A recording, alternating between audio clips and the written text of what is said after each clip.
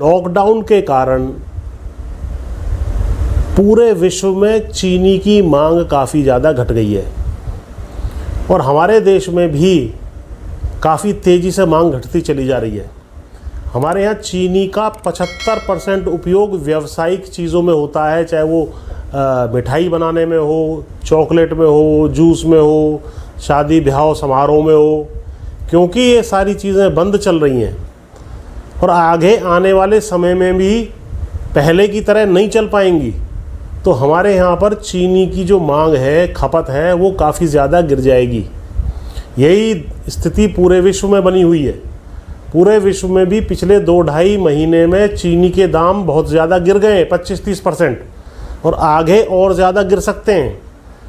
यहाँ भी चीनी मिलों से चीनी का उठान नहीं हो पा रहा है। इसी वजह से हर चीनी मिल के गोदाम में चीनी के पहाड़ बनते चले जा रहे हैं। चीनी जब नहीं बिकेगी तो आपका बकाया भी बढ़ता चला जाएगा।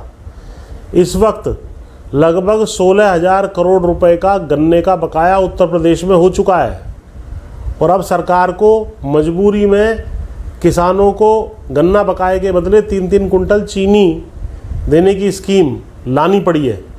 आगे ये परिस्थिति और ज़्यादा विकराल रूप धारण कर सकती है। दूसरा उपयोग जो गन्ने का हो सकता है वो एथनॉल बनाने में होता है और एथनॉल बना करके उसको पेट्रोल में मिक्स कर दिया जाता है। लेकिन यदि कच्चे तेल के दाम गिर जाएं तो पेट्रोल के दाम भी कम हो जाते हैं, तो उस वक्त एथनॉल को पेट्रोल में मिलाने का कोई जो है आर्थिक लाभ नहीं होता। हमसे ज़्यादा गन्ना उत्पादन 1.5 गुना लगभग ब्राज़ील करता है। ब्राज़ील के यहाँ पर ये सिस्टम है कि वो कंट्रोल्ड रूप से यदि चीनी की मांग बढ़ती है तो चीनी का उत्पादन बढ़ा देता है और यदि चीनी की मांग कम होती है तो वो एथनॉल का उत्पादन बढ़ा देता है।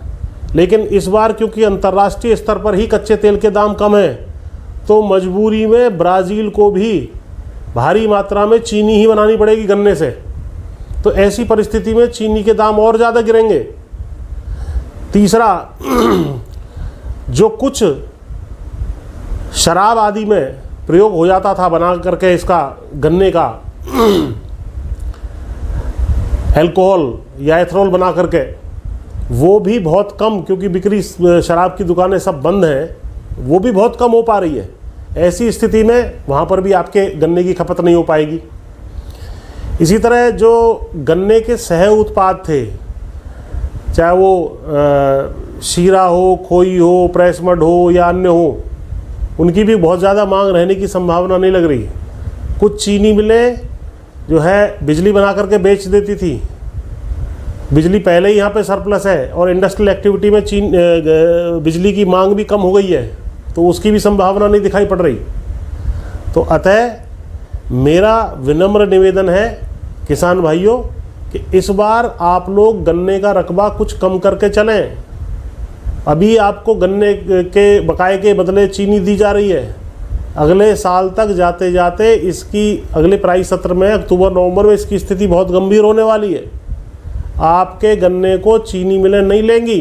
अभी भी 15 से 20% गन्ना खेतों में खड़ा है लेकिन पर्चियाँ नहीं दे रही हैं। तो मेरा आपसे निवेदन है कि गन्ने का रकबा आप कम कर दीजिए और तिलहन है, दलहन है, मोटे अनाज हैं, धान है, इनका रकबा जो है बढ़ाइए। तो कम से कम, क्योंकि इन सारी फसलों की मांग लगातार देश में और अंतर्राष्ट्रीय स्तर पर लॉकडाउन के समय में भी बनी रहेगी और जब परिस्थितियां सुधर जाएं तो आप पुनः अपने गन्ने का रकबा बढ़ा सकते हैं। लेकिन फ़िलहाल गन्ने का रकबा कम करके चलने में ही किसान भाइयों आपकी और देश की भलाई है।